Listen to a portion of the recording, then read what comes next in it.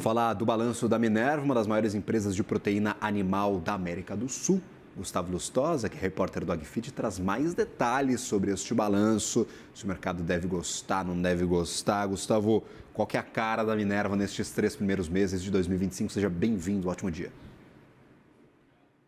Bom dia, Gabriel. Bom dia quem nos assiste na CNN Money. A Minerva divulgou esse balanço ontem que vocês acabaram de trazer os principais números, que é um balanço que mostra um pouco da nova fase da empresa, justamente por conta da compra que ela fez de alguns ativos da Marfrig no ano passado. Então, um novo momento operacional e também até um novo momento financeiro. Por mais que os resultados não tenham batido as projeções do mercado, eles ainda vieram acima do que vieram no ano passado. Por exemplo, a receita líquida e o EBITDA, né, a receita que atingiu 11,9, aliás, 11,2 bilhões de reais e o EBITDA ali 960 milhões de reais vieram recordes para um trimestre da Minerva, mas as atenções da empresa ao longo desse trimestre e provavelmente nos próximos estão justamente na integração dos ativos da Marfrig.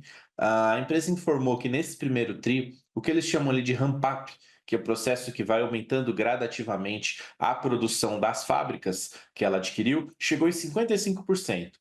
Isso aí deve aumentar gradativamente para 65% no próximo trimestre e no terceiro trimestre chegar aos 75%, que é um patamar que a Minerva costuma trabalhar nas suas plantas. Esse andamento acelerado até para a empresa animou os executivos da Minerva e eles fizeram uma coisa que eles não costumam fazer, que é divulgar guidance. A empresa divulgou que projeta faturar no acumulado de 2025 uma receita aí entre 51 bilhões de reais e 58 bilhões de reais nesse ano. Se a gente considerar que no ano passado, no acumulado dos 12 meses, a receita foi de 34 bilhões de reais, a gente está falando de um aumento no cenário mais positivo de 70% na receita.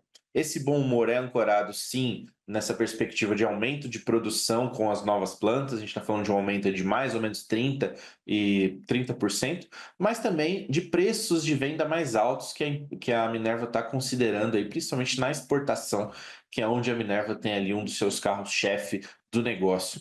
Esse número de 51, 58 bilhões surge de uma conta que é o seguinte: ontem eu conversei com o CFO da Minerva, o Edson Tickle, e ele me explicou que, historicamente, a Minerva apresenta no primeiro trimestre uma receita que equivale a mais ou menos 22, 23% do que ela vai apresentar no ano inteiro. Então, se a gente pegar esses 11,2 bilhões e colocar isso como 22% de alguma coisa, né, numa regra de 3, a gente está falando desse patamar de 50 bilhões. Mas como a empresa está animada com a integração das novas plantas e com esses preços, ela também traz essa perspectiva mais otimista de 58 bilhões. O CFO da empresa disse para mim que ele acredita que o mercado, os analistas que cobrem a empresa, ficam de olho ali nos balanços, ainda estão muito descolados do que ele está vendo no operacional. Ele chegou a citar que tem algumas projeções de analistas que estão projetando que a Minerva vai faturar algo em torno de 40 milhões no ano. E ele chegou com essa projeção de acima de 50.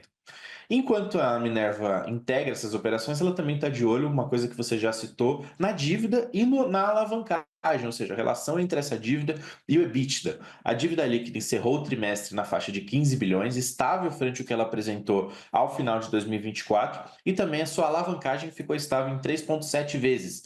A empresa tem tomado algumas atitudes para melhorar um pouco esse indicador. Ela anunciou no primeiro trimestre que vai fazer um aumento de capital de 2 bilhões de reais com seus acionistas e com o mercado, e ela espera que essa alavancagem seja gradativamente diminuída. A ideia da Minerva é terminar no primeiro trimestre do ano que vem com uma alavancagem ali em torno de 2,6 vezes o EBITDA, que era um patamar que ela tinha antes da aquisição.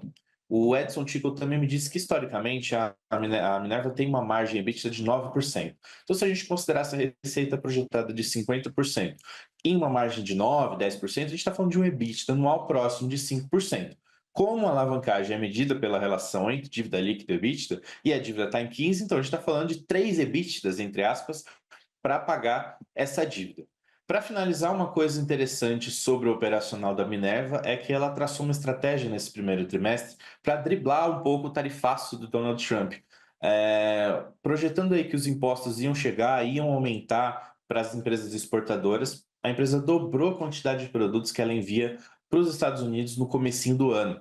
Então, por conta disso, ela apresentou um fluxo de caixa negativo em 500 milhões, porque ela fez um investimento para levar mais produtos para os Estados Unidos. Isso pressionou ali o que eles chamam de conta de estoques.